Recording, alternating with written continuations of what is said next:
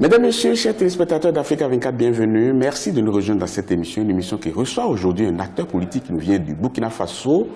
Avocat de profession, il est président de l'Alliance pour la démocratie et la Fédération Rassemblement démocratique africain, ADF-RDA. Il est candidat à l'élection présidentielle de 2020. Maître Gilbert Noël Ouédraogo est notre invité. Merci d'avoir accepté notre invitation. Bonjour, Monsieur Babilas, c'est avec plaisir. Et tout le plaisir est pour moi. Aujourd'hui, on ne peut pas parler de votre pays, le Burkina Faso, sans évoquer les questions sécuritaires. Autrefois, pays de paix, de quiétude, et où tout se passait très bien. Ce pays a dangereusement basculé dans les tueries de masse. Et on se demande aujourd'hui, maître, qu'est-ce qui arrive à votre pays? C'est vrai qu'il y a lieu de se poser la question de savoir qu'est-ce qui arrive à notre pays, le Burkina Faso, qui était jadis, comme vous l'aviez dit, un pays réputé pour sa stabilité. Et c'est vrai que depuis un certain temps, plus précisément en 2015, nous avons assisté à des attaques qui mettent à mal donc aujourd'hui la sécurité de notre pays. Et nous pensons qu'il est important d'apporter une réponse à cette question parce que c'est une préoccupation prioritaire de nos populations. Mais avant d'apporter la réponse, dites-moi, est-ce que, en tant qu'acteur politique un peu visionnaire, est-ce que vous avez vu la chose venir?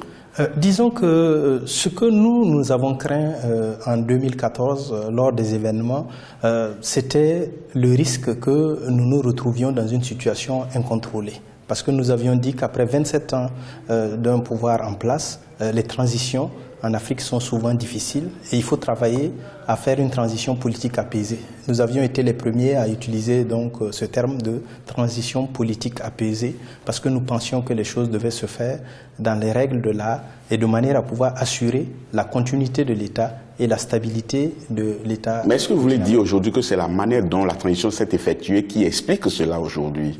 Ce n'est pas que cela. C'est clair que il y avait déjà avec la situation de la Libye un risque et une menace pour notre pays, le Burkina Faso, qui avait été signalé. Mais vous savez qu'avec ce que nous avons vécu dans notre pays, cela a contribué à fragiliser le système sécuritaire de notre pays. Et comme vous savez, l'ennemi profite de vos points de fragilité pour pouvoir intervenir, parce que nous avons désorganisé notre système de défense, nous avons désorganisé nos services de renseignement, et à partir de là, nous avons été fragilisés, et cela a donné donc à l'ennemi le courage de pouvoir nous affronter. Mais le Burkina Faso n'est pas le seul pays, quand même, il y a plein de pays dans la sous-région qui demeurent encore stables. Comment se fait-il que c'est le Burkina Faso aujourd'hui qui est l'un des pays les plus touchés? Le Burkina Faso est l'un des pays les plus touchés parce que c'est le pays qui est le plus proche des zones en difficulté. Vous savez que depuis la Libye, plusieurs autres pays avaient été touchés, dont le Mali et le Niger. Et nous étions frontaliers donc à ces pays. Et il était évident que la présence d'une force dissuasive dans notre pays, le Burkina Faso, alliée à une diplomatie qui était efficace, cela a permis pendant longtemps de faire du Burkina Faso un havre de paix. À partir du moment où tout cela a été mis en difficulté, il fallait donc travailler à pouvoir préserver cette sécurité dans notre pays, le Burkina Faso. Mais dans ce débat, on suppose qu'il doit y avoir des mains invisibles. Mais comment expliquez-vous qu'un président de la République ait passé autant d'années au pouvoir avec zéro attaque et qu'un nouvel élu arrive et subitement on commence par voir un certain nombre d'actes de violence? Est-ce qu'on peut expliquer que la main invisible est celle que tout le monde entrevoit là? Je pense que nous avons eu l'occasion de poser cette question au Premier ministre du Burkina Faso, l'ancien Premier ministre maintenant, et aux autorités du Burkina Faso, à savoir s'il y avait des accusations, que ces accusations soient faites et que les personnes concernées soient interpellées avec toutes les preuves. Et à l'époque, il nous avait été dit qu'il n'avait aucune preuve. La dernière sortie en date, c'est celle du président du Faso lui-même. Mais depuis cette sortie, le président n'a pas donné d'éléments qui apportent plus de précision sur ce qui se passe. Vous dites que c'était une accusation de facilité.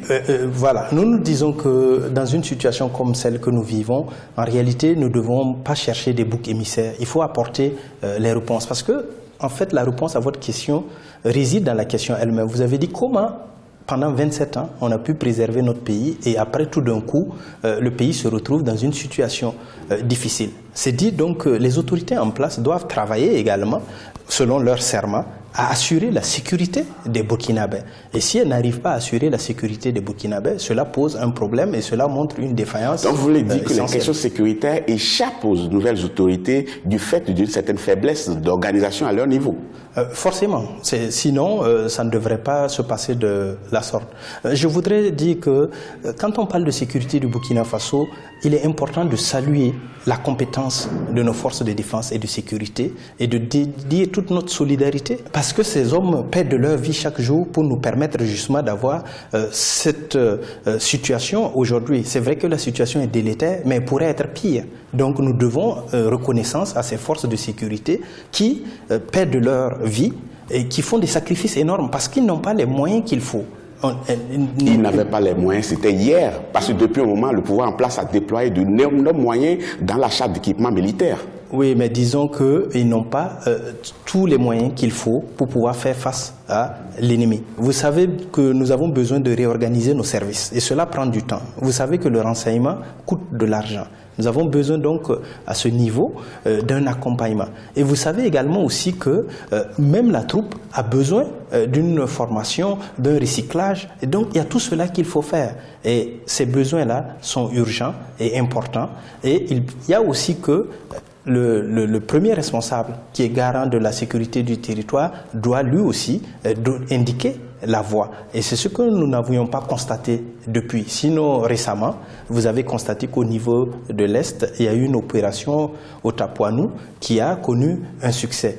Et c'est ce que les Burkinabés attendent. Le lendemain aussi ont été quand même durs pour les populations, parce que les attaques n'ont pas arrêté pour autant. Tout à fait, parce que on a attendu que le ver soit totalement dans le fruit avant de réagir. Il faut dire que la riposte burkinabé a été tardive. Et ça, ce n'est pas par la faute des forces armées, c'est par la faute des décideurs. Et c'est la raison pour laquelle nous disons que nous devons reconnaître à nos forces de défense et de sécurité cette volonté de défendre la patrie, cet amour pour la patrie et cette compétence et ce professionnalisme. Mais maintenant, aussi, en l'absence de moyens, qu'est-ce que vous voulez que cette armée puisse faire lorsqu'elle n'a pas les moyens qui sont mis à sa disposition? Mais j'entends dire aussi, M. Ouedraogo, que le Burkina Faso était une base arrière pour des terroristes qui avaient posé à mes bagages ici, et celui qui les protégeait est parti, et par conséquent, par représailles, le Burkina subit aujourd'hui ce dont on parle. Est-ce que vous attestez cette thèse-là?